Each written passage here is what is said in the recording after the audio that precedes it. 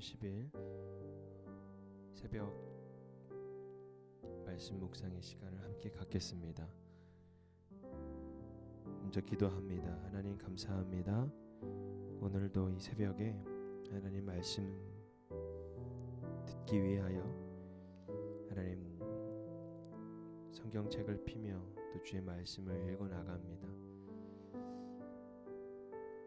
예수님의 그 죽으심 가운데에 과연 우리는 그 참된 의미가 무엇인지, 그리고 우리가 무엇을 배워야 하는지, 하나님 오늘 말씀을 통해서 부활을 기다리는 또 귀한 날이기에 이 시간 주의 말씀에 하나님 우리들의 생각을 잠시 접어두고 주의 말씀을 의지합니다. 이 시간 우리와 함께 하여 주시고 말씀 속에 예수 그리스도와 또 하나님의 그 나라를 발견하게 하여 주옵소서. 감사드리며 예수님의 이름으로 기도합니다. 아멘. 우리 이 시간 함께 말씀 함께 봅니다. 마가복음 15장 33절에서 47절까지 있는 말씀입니다. 마가복음 15장 33절에서 47절까지 있는 말씀 우리 함께 같이 읽어보겠습니다. 제6시가 되매 온 땅에 어둠이 임하며 제9시까지 계속하더니 제9시에 예수께서 크게 소리 지르시되 엘리 엘리 라마 사막다니 하시니 이를 번역하면 나의 하나님 어찌하여 나를 버리셨나이까 하는 뜻이라. 곁에 섰던 자 중 어떤 이들이 듣고 이르되 보라 엘리야를 부른다 하고, 한 사람이 달려가서 해면에 신 포도주를 적시어 갈대에 꿰어 마시게 하고 이르되 가만두라 엘리야가 와서 그를 내려주나 보자 하더라. 예수께서 큰 소리를 지르시고 숨지시니라. 이에 성소 휘장이 위로부터 아래까지 찢어져 둘이 되니라. 예수를 향하여 섰던 백부장이 그렇게 숨지심을 보고 이르되 이 사람은 진실로 하나님의 아들이었도다 하더라. 멀리서 바라보는 여자들도 있었는데 그 중에 막달라 마리아와 또 작은 야고보와 요새의 어머니 마리아와 또 살로메가 있었으니 이들은 예수께서 갈릴리에 계실 때에 따르며 섬기던 자들이요 또 이 외에 예수와 함께 예루살렘에 올라온 여자들도 많이 있었더라. 이날은 준비일 곧 안식일 전날이므로 저물었을 때에 아리마대 사람 요셉이 와서 당돌이 빌라도에게 들어가 예수의 시체를 달라 하니 이 사람은 존경받은 공회원이요 하나님의 나라를 기다리는 자라. 빌라도는 예수께서 벌써 죽었을까 하고 이상히 여겨 백부장을 불러 죽은 지가 오래냐 묻고 백부장에게 알아본 후에 요셉에게 시체를 내주는지라. 요셉이 세마포를 싸서 예수를 내려다가 그것으로 싸서 바위 속에 판 무덤에 넣어두고 돌을 굴려 무덤 문에 놓으매 막달라 마리아와 요새의 어머니 마리아가 예수 둔 곳을 보더라. 아멘.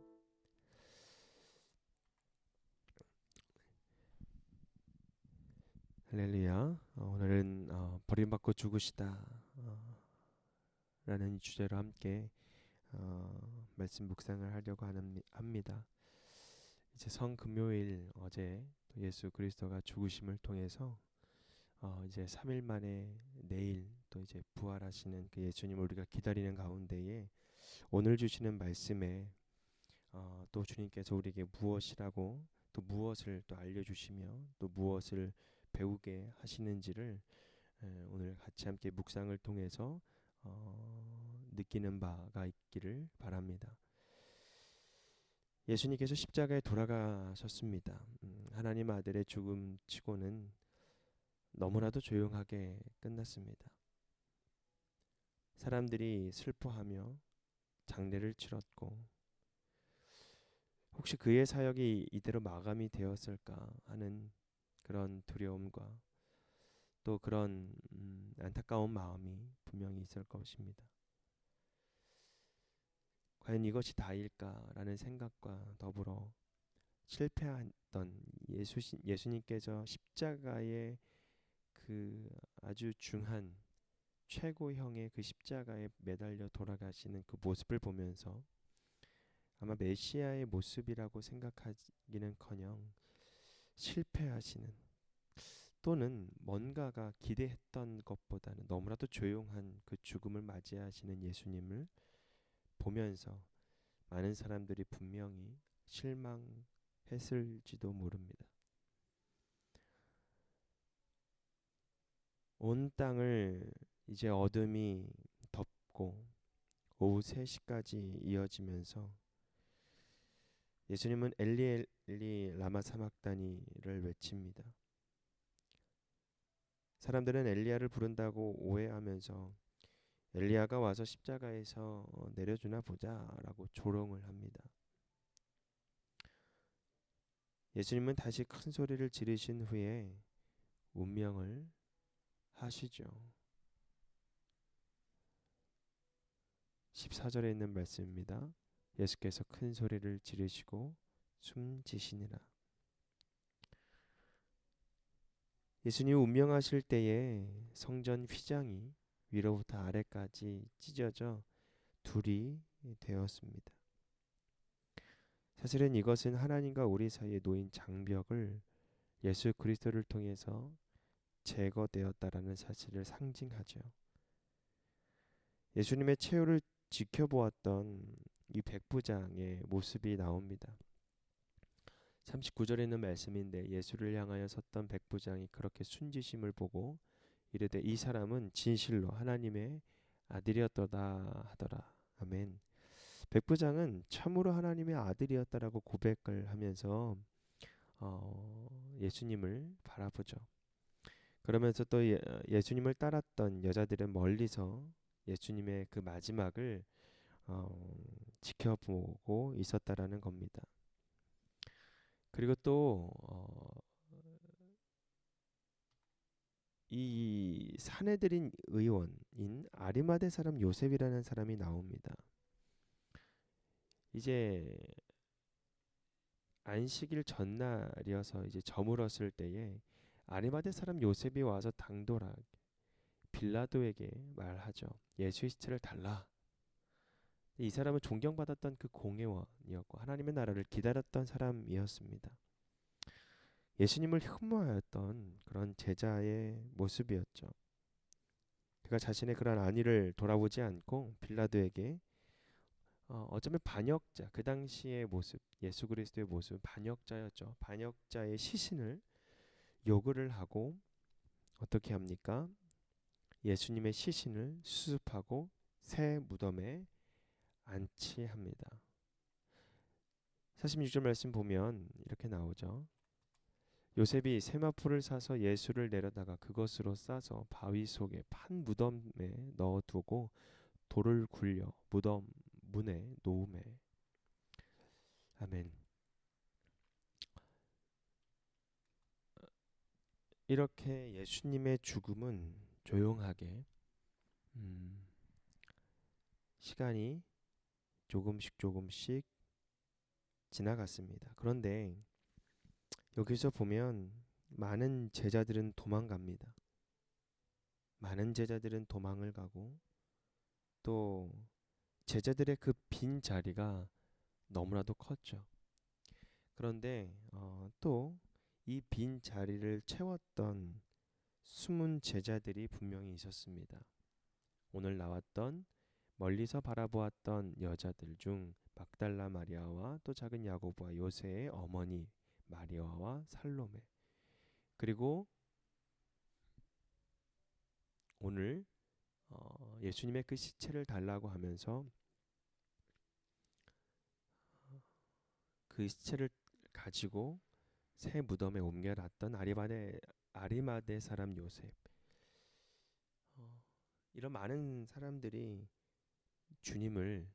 그 주님의 죽음을 끝까지 함께 하면서 그들의 섬김을 통해서 예수님의 그 빈자리, 예수님의 제자들의 그 빈자리를 채워 나갔다라는 겁니다.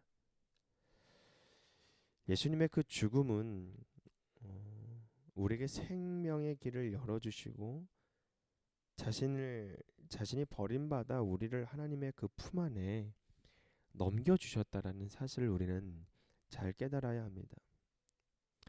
어찌하여 나를 버리셨냐라고 절규하면서 십자가를 끝까지 버티면서 이루셨던 것은 바로 구원이었습니다. 여러분, 우리가 거저받았다라고 해서 너무 값싼 것처럼 하나님의 큰 사랑과 그 은혜를 그냥 저버리면 안 된다라는 겁니다. 때로는 너무나도 우리가 가볍게 생각하는 그런 경향이 너무나도 많죠. 버림받고 죽었다라는 이 오늘 제목이지만 누구에게 버림받았고 누구 때문에 죽었는지, 여러분, 이 문맥에서 우리가 무엇을 깨달아야 할까?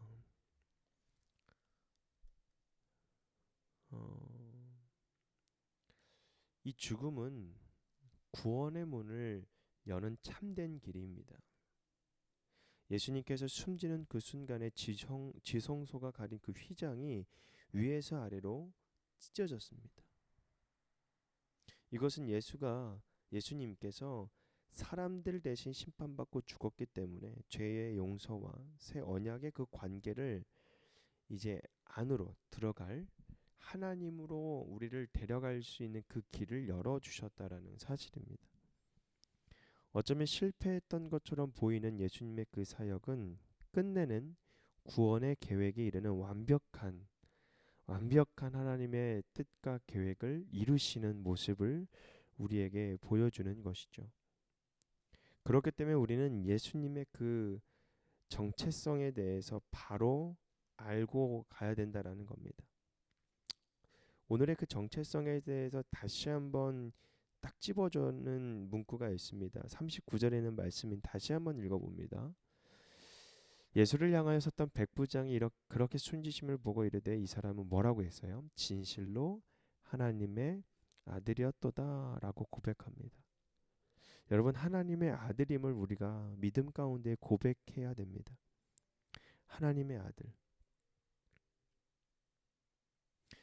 즉 그 예수님의 그 사역은 부활을 통해 알게 되지만 십자가는 바로 그 예수님을 바르게 알아갈 수 있는 최고의 방법 중에 하나입니다.